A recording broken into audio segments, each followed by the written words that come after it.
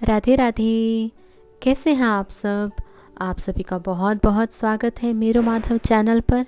और छोटी दीपावली की आपको बहुत बहुत शुभकामनाएं। आज हम बात करेंगे मंत्र ज्ञान पर। और मंत्र ज्ञान पर बात करने से पहले आइए एक बार गुरु मंत्र का जाप कर लेते हैं।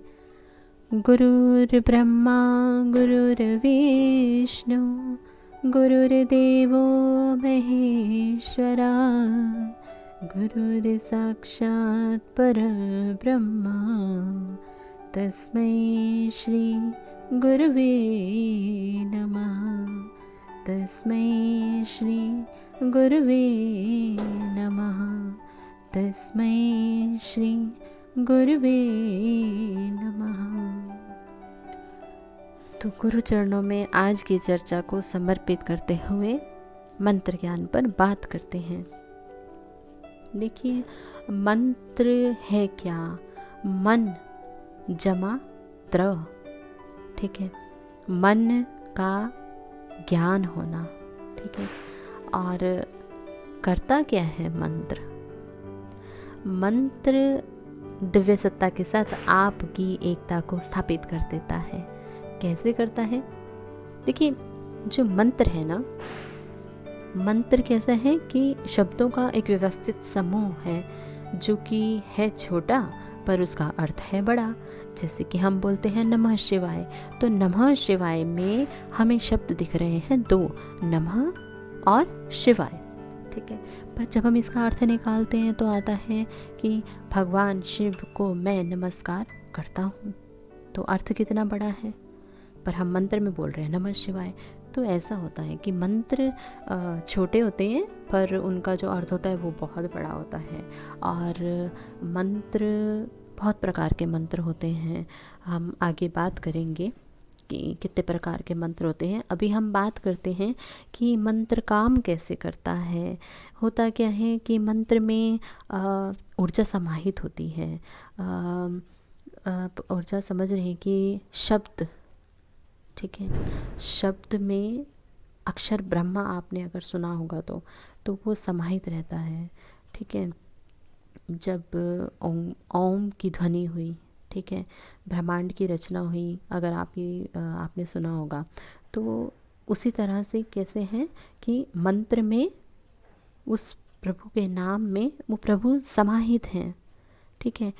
तो वो जिस विशेष प्रकार के मंत्र को हम जपते हैं उस से जुड़ी हुई विशेष शक्ति का क्या हो जाता है, जागरण हो जाता है, जागृति हो जाती है, ठीक है।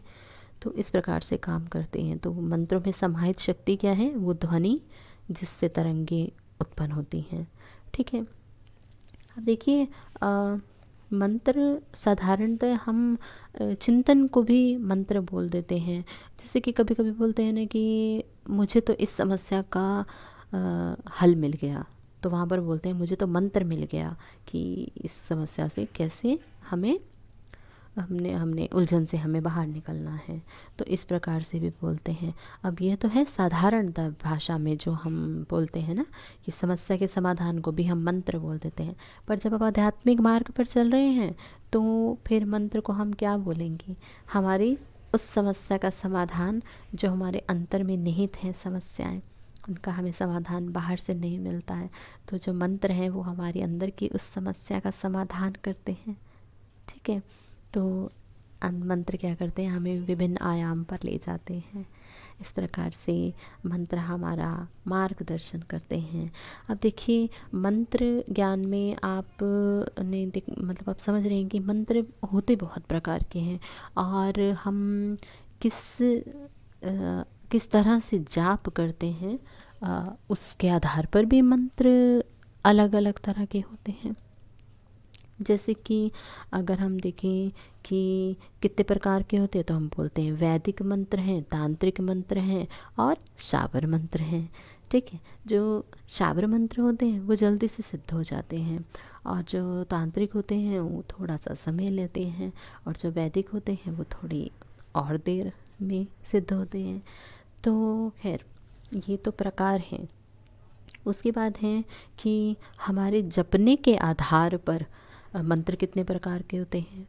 तो आपके मंत्र को जाप करने के प्रकार के आधार पर मानसिक, वाचिक और उपांशु, जो पहले हमने प्रकार बताए थे वो सिद्धि के आधार पे बताए थे। अब हम बता रहे हैं कि हम जाप के आधार पर।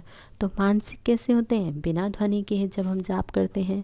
और जब वाचिक होते हैं, जो वाचिक होते हैं वो क्या होते हैं, उसमें उच्च स्वर होता है कि मतलब आप बोलते हैं और दूसरा सुनता है।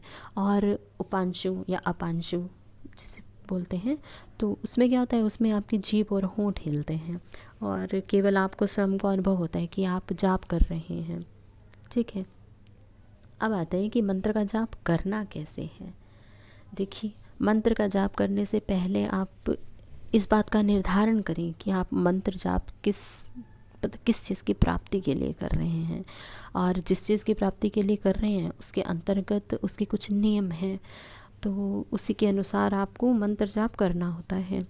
ठीक है, तो होता क्या है कि अगर तो आप किसी देवी देवता या आप किसी कोई भी आपकी ऐसी इच्छा है उसको पूरा करने के आधार पर मंत्र जाप करते हैं, तो आपको मंत्र नियम पालन करने होंगे, आपको उस मंत्र के नियम का पता होना ज़रूरी है।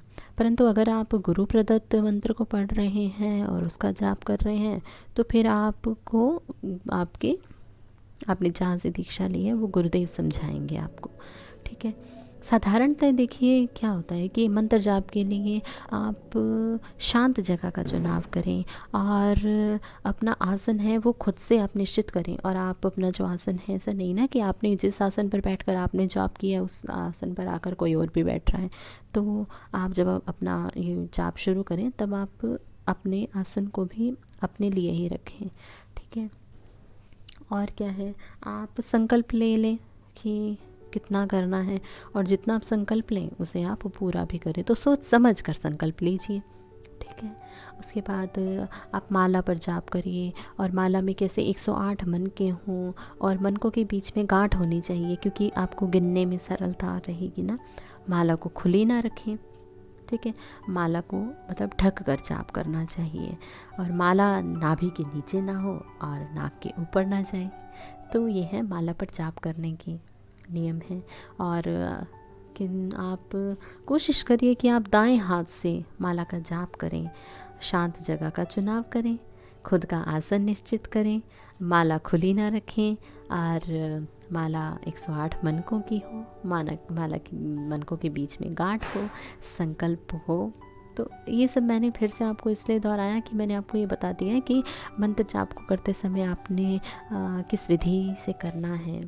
ठीक है, तो ये सब मैंने अभी बताया आपको मंत्र ज्ञान के बारे में। आपका कोई और प्रश्न हो तो आप पूछिएगा। और अगर आप मंत्र जाप से अपनी आध्यात्मिक यात्रा का चुनाव करने जा रहे हैं तो आपको बहुत बहुत शुभकामनाएं। और मैं प्रार्थना करती हूँ कि हम मार्गों की चर्चा कर रहे हैं, जो भी व्यक्ति जिस मार्ग का भी चुनाव करके आगे बढ़ रहा है वो अपने लक्ष्य को ज़रूर पाए। इन्हीं शुभकामनाओं के साथ आज छोटी दीपावली है, उसकी भी आप सभी को बहुत बहुत शुभकामनाएं। राधे राधे।